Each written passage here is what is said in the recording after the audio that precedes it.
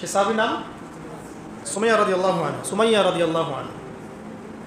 তো তাদের স্যাক্রিফাইসের সামনে আমাদের স্যাক্রিফাইসের কোনো দাম আছে?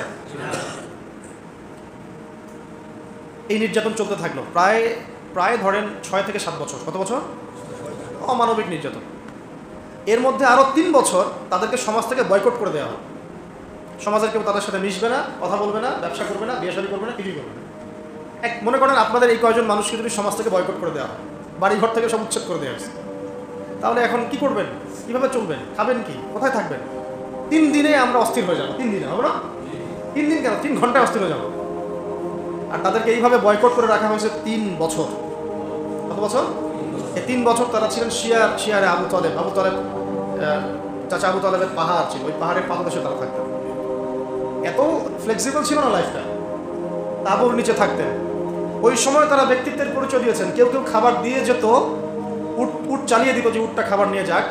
হামজা রাদিয়াল্লাহু আনহু বলতেন এরকম অনুদানের খাবারের আমাদের দরকার নেই, খাবার খাই না, আল্লাহ যখন আমাদের ব্যবস্থা করবেন তখন।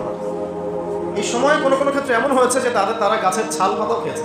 গাছের ছাল আছে না, ছাল পাতাও খেয়েছে। ওই সময় অনেক সাহাবী গর্ভবতী ছিলেন, সন্তান প্রসব হয়েছে, বাচ্চাকে দুধ দিতে পারছিলেন না। আপনারা কি অনুভব করতে পারছেন সিচুয়েশনটা কেমন ছিল? আমিও আসলে ব্যাখ্যা করতে পারছি না। তো এই অবস্থা ছিল 3 বছর।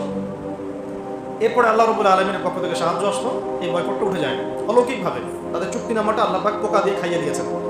কাবার মধ্যে লটকানো ছিল এটা। এই পুরো বিষয়গুলোর পিছনে কারা ছিল? আবু জাহেল, আবু লাহাব, উতবা, শাইবা, রাবিআ, আশনাক বিন শারিক, এরকম কিছু নেতা। তো এই নেতারা কি নবীকে দেখে নাই? নবীর কোরআন তেলাওয়াত শোনে নাই? সাহাবীদেরকে দেখে নাই? নবী সাল্লাল্লাহু আলাইহি ওয়াসাল্লাম কি তাদেরকে দাওয়াত দেন নাই?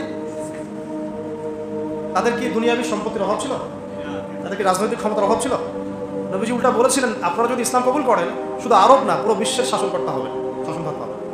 পরবর্তীতে ইসলাম সারা বিশ্বে ছড়িয়ে পড়েছিল না? যে ওমর রাদিয়াল্লাহু আনহু প্রথম দিকে এক পর্যায়ে নবী সাল্লাল্লাহু আলাইহি ওয়াসাল্লামের বিরুদ্ধে চলে গিয়েছিলেন, তাই না? একটা বর্ণনা আছে না যে তাকে হত্যা করার জন্য খোলা তরবারি হাতে গিয়েছিলেন। ওই ওমর রাদিয়াল্লাহু আনহু যখন ইসলাম কবুল করলেন, আল্লাহ পাক তাকে খলিফা বানিয়ে দেন নাই? এটা নবীজি বুঝাচ্ছিলেন, আপনারা যদি ইসলাম গ্রহণ করেন, আমার চাচারা শুধু আরবের না, আজমের রাজত্ব পাবে।